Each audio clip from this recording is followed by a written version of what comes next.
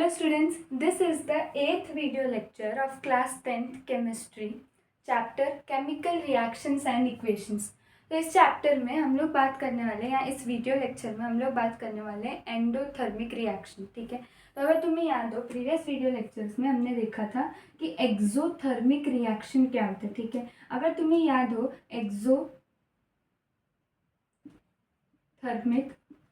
Reaction, ठीक है, तो एक्सोथर्मिक रिएक्शन में हमने देखा था एक्सो का मतलब होता है, मतलब वो कहाँ से आ रहा है, एग्जिट। एग्जिट का मतलब हो रहा है रिलीज। ठीक है, एग्जैक्टली एग्जिट से नहीं आता, मैं तुमको याद कराने की कोशिश करी। एक्सो मतलब कि टू रिलीज, क्या हीट रिलीज हो रहा है, थर्मिक मतलब हीट रिलीज हो रहा है। ठीक है, एंडोथर्मिक, एंडो का मतलब क्या कि हीट का एब्जॉर्प्शन, हीट एनर्जी का एब्जॉर्प्शन। तो जिस केमिकल रिएक्शन को कराने के लिए हीट का ज़रूरी है, हीट का एब्जॉर्प्शन ज़रूरी है। ठीक है, एक्सोथर्मिक रिएक्शन में क्या हो रहा था कि हीट जो है वो रिलीज हो रही थी। एंडोथर्मिक रिएक्शन में क्या होगा, उस केमिकल रिएक्शन में हीट जो है वो क्या होगा, वो एब्जॉर्ब होगा।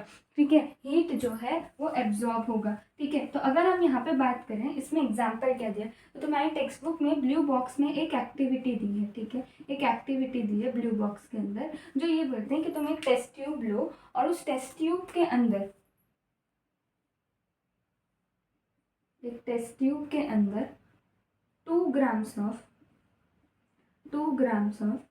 बेरियम हाइड्रोक्साइड लो। ठीक है, बेरियम का वैलेंसी +2 था, हाइड्रोक्साइड का -1।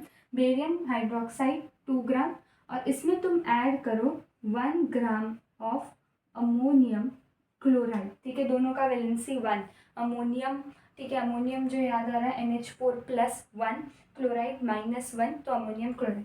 तो ये बेरियम हाइड्रोक्साइड 2 ग्राम 1 ग्राम अमोनियम क्लोराइड डाल के इसको ग्लास रॉड की मदद से तुम मिक्स कर दो। ठीक है, तो तुमने ये बेरियम हाइड्रोक्साइड डाला, अमोनियम क्लोराइड भी इसी में मिक्स कर दिया। ठीक है, उसको ग्लास रॉड की मदद से मिक्स किया और उन्होंने बोला कि तुम उसको टेस्ट ट्यूब को टच करके देखो। ठीक है, तुम्हें कैसा फील होता है टेम्परेचर में। ठीक है, टेम्परेचर वाइज तो तुम्हें क्या फील होगा कि यहाँ पे तुम्हें कूलनेस फील होगा। कूलनेस का मतलब क्या कि जो भी आस पास में हीट था वो हीट एब्जॉर्ब कर रहे हैं ये दोनों सब्सटेंसेस, ताकि रिएक्शन हो। कौन सी रिएक्शन हो, तो रिएक्शन ये है कि barium hydroxide reacts with ammonium chloride. ठीक है, इसमें क्या हुआ, हीट एब्जॉर्ब हुआ। उसने हीट एब्जॉर्ब करके क्या बनाया, उसने हीट एब्जॉर्ब करके अमोनिया गैस रिलीज की, बेरियम क्लोराइड बनाया, साथ ही वाटर बना। ठीक है, तो 3 चीज़ें बनी, वाटर, अमोनिया गैस रिलीज हुई और बेरियम क्लोराइड बना। ठीक है, कहने का मतलब ये है कि यहाँ पे टेम्परेचर जो है, जब प्रोडक्ट बना तो टेम्परेचर घट गया, टेम्परेचर जो है लोअर्ड। ठीक है, लोअर्ड टेम्परेचर वॉज ऑब्जर्व्ड। ठीक है, टेम्परेचर लोअर्ड हो गया। कैसे, तुम टेस्ट ट्यूब को टच करके उसको फील कर सकते हो। ठीक है, तो क्योंकि यहाँ पे हीट एनर्जी एब्जॉर्ब हुई, इसे हम क्या कहेंगे, एंडोथर्मिक रिएक्शन। एंडोथर्मिक रिएक्शन का एक दूसरा एग्जाम्पल है, वो दूसरा एग्जाम्पल हमने ऑलरेडी रिएक्शन में पढ़ा है, रिएक्शन के फॉर्म में पढ़ा है। वो कब पढ़ा था, जब हमने डीकम्पोजिशन रिएक्शन पढ़ा। तो डीकम्पोजिशन रिएक्शन का एक टाइप था जिसे बोलते थे थर्मल डीकम्पोजिशन रिएक्शन। क्या बोलते थे, थर्मल डीकम्पोजिशन रिएक्शन। नाम से पता चल रहा है डीकम्पोजिशन रिएक्शन किसकी मदद से हो रहा है, हीट की मदद से। ठीक है, 3 एग्जाम्पल्स देखे थे। पहला अगर तुम्हें एग्जाम्पल याद हो तो वो था decomposition was carried out by heat of which substance or compound is that calcium carbonate। ठीक है, ये जो कैल्शियम कार्बोनेट है, ये इसे हम रिप्रेजेंट करेंगे CaCO3 से। ये सॉलिड है, इसको हमने क्या किया, हीट किया। ठीक है, तो यानी तुम एनर्जी दे रहे हो, ये रिएक्टेंट एनर्जी एब्जॉर्ब करेगा और फिर क्या बनाएगा, प्रोडक्ट्स बनाएगा, calcium oxide solid plus carbon dioxide gaseous state में। ठीक है, तो ये हो गया। नेक्स्ट क्या था, एक एग्जांपल ये था, दूसरा example thermal decomposition of lead nitrate.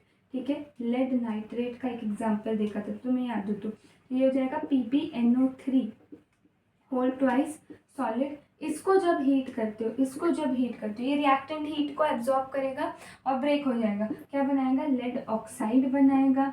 Nitrogen dioxide बनाएगा और ऑक्सीजन गैस फॉर्म में रिलीज करेगा। ठीक है, ये दोनों कैसे स्टेट में, गैसियस स्टेट में। कहने का मतलब क्या है, यहाँ पे भी हीट एब्जॉर्ब हुई। लास्ट हमने देखा था कि फेरस सल्फेट का, ठीक है, फेरस सल्फेट का डिकम्पोजिशन, तो उसमें भी क्या रहा था, फेरस सल्फेट जो है वो फेरस सल्फेट के पहले क्रिस्टल्स में से वाटर ऑफ क्रिस्टलाइजेशन को निकाला था। वाटर ऑफ क्रिस्टलाइजेशन को कैसे निकाला था, तो ये FeSO4.7H2 वाटर ऑफ क्रिस्टलाइजेशन, इसको हीट किया तो FeSO4 बना, साथ ही में क्या वाटर रिलीज हुआ। ठीक है, अब ये जो FeSO4 है, FeSO4 सॉलिड जो कि वाइट कलर का है, जब तक वाटर ऑफ क्रिस्टलाइजेशन था तब तक ग्रीन कलर का था, जैसे ही वाटर ऑफ क्रिस्टलाइजेशन निकल गया वाइट। फर्दर हीट किया, हीट को एब्जॉर्ब कर रहा है, हीट को एब्जॉर्ब कर रहा है ताकि रिएक्शन हो, कोई हीट प्रोडक्ट के साथ रिलीज नहीं हो रही, ऐसे रिएक्शंस को क्या बोलते हैं, एंडोथर्मिक। तो ये जो है Fe2O3 plus SO2 plus SO3, ये दो गैसेस रिलीज हो रही थी साथ में Fe2O3 के। ठीक है, कहने का मतलब क्या है कि ये सारी रिएक्शंस में हीट एब्जॉर्ब हो रही है ताकि रिएक्शन हो। तो कोई भी रिएक्शन में जब एनर्जी एब्जॉर्ब हो रही है और रिएक्शन हो रहा है उसे कहते हैं एंडोथर्मिक रिएक्शन, क्योंकि ज़्यादातर डिकम्पोजिशन रिएक्शंस में एनर्जी एब्जॉर्ब होती है रिएक्शन को कराने के लिए, इसलिए most of the decomposition reactions are endothermic reaction, while most of the, सारे नहीं पर most of the combustion reactions are exothermic reaction, क्योंकि कंबशन रिएक्शन में क्या होता है, हीट प्रोडक्ट के फॉर्म होने के साथ साथ रिलीज होती है।